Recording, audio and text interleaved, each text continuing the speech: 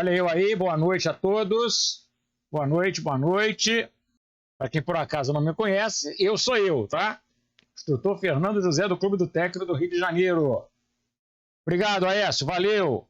Carlos, boa noite, tudo bom? Como é que tá o tempo aí em Magé? Muita chuva?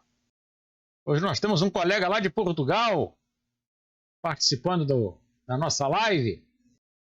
Ô Mário, boa noite, meu amigo, seja bem-vindo. Lá de Portugal. Tá em que lugar de Portugal, Mário? Lisboa, Porto, Coimbra. São cidades que eu lembro o nome também lá. Vamos hoje tratar, né, além do bate-papo habitual que a gente sempre faz, né? Vamos tentar falar um pouquinho sobre modo de serviço de televisores e alguns detalhes sobre controles remotos. Muita gente tem se enrolado. Ok, gente, olha só, eu tenho visto muita dúvida.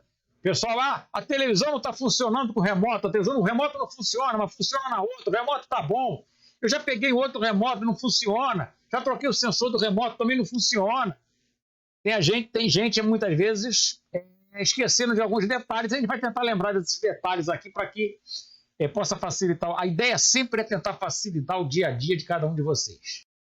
Nós temos os nossos serviços gratuitos que a gente não pode deixar de lembrar, tá? Gratuito, ou seja, de graça, você não vai pagar nada. Você precisa de um esquema de uma TV, som, micro-ondas, DVD, home theater, celular, notebook, algum equipamento de refrigeração, de máquina de lavar, manual de geladeira, manual de máquina de lavar, embora eu não trabalhe com isso, nem com notebook, nem com celular também, mas a gente tem um arquivo relativamente grande de materiais sobre isso, esquemas, manuais.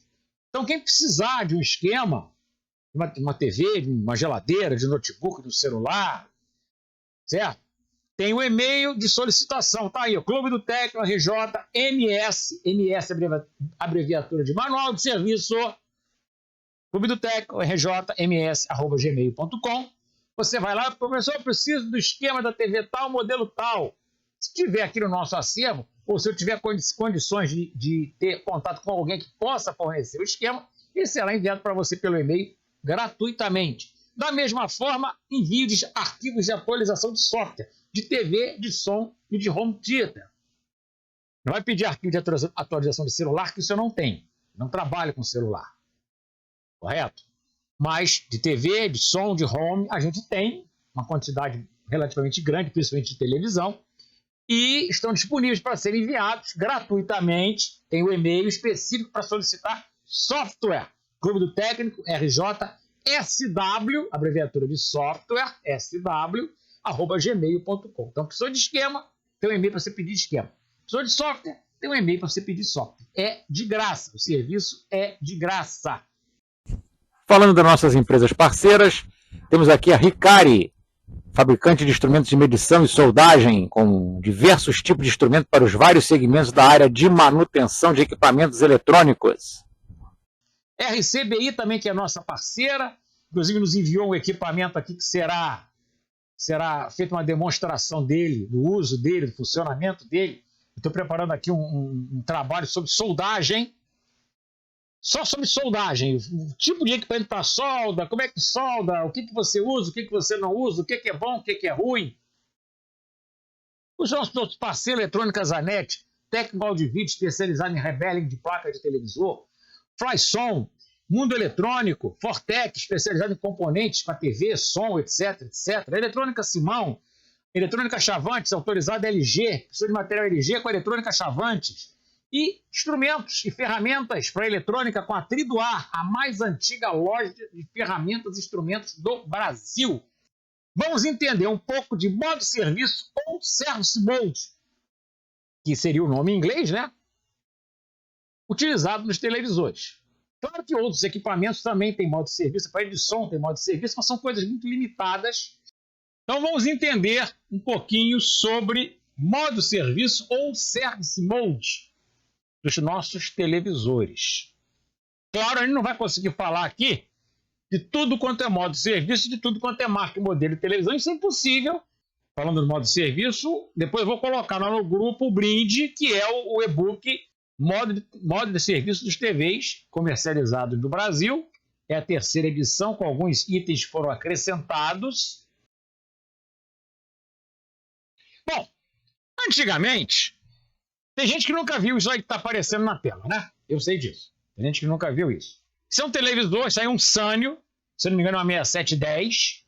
Era uma TV de tubo, colorida, uma marca muito boa, que vendeu muito aparelho no Brasil na época do TV de tubo. Infelizmente, ela saiu do mercado brasileiro, certo? E a gente vê aí, tá marcado um amarelinho aí, que a gente tem aqui, ó, tripote de ajuste, porque os aparelhos antigos, os aparelhos analógicos, eles possuíam ajustes analógicos, ou seja, tripote, bobina, potenciômetro. Era dessa forma que se faziam os vários ajustes do aparelho, altura, largura, mais vermelho, menos vermelho, mais verde, menos verde, o famoso ajuste de RGB, subbrilho, subcontraste, linearidade, e N outras coisas que se ajustavam, AGC, e outras coisas mais que se ajustavam nos aparelhos. O que a gente tem agora? Agora a gente tem o aparelho digital. O aparelho onde tudo é concentrado no microprocessador. E que hoje em dia, esse hoje em dia já vem de uns 8 anos mais ou menos para cá, o microprocessador está embutido dentro de um outro integrado que é o Scaler. Então hoje tudo trabalha com variação de fluxo de dados. Fluxo de dados ou variação de nível de tensão. E esse nível de tensão é alterado também pela mudança de nível de dados que ocorrem associados aos comandos que se aplica ao microprocessador. Perguntas, dúvidas, comentários? A gente aceita reclamações também, tá?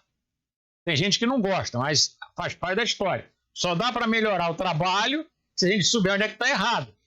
Mas vamos seguir. O diagrama que eu coloquei anteriormente ali, aqui está um pouquinho ampliado. O Scaler, normalmente junto com o processador embutido na grande maioria dos aparelhos. Memória DDR, que existe para ajudar o Scaler no processamento dos sinais. Quem processa o software operacional do televisor? A NAND Flash. Temos a EEPROM NVMe. Muita gente troca as bolas e fica pedindo arquivo de atualização de software da EEPROM da televisão. Não existe isso, tá? Passou o gato aqui. E assisti a aula também.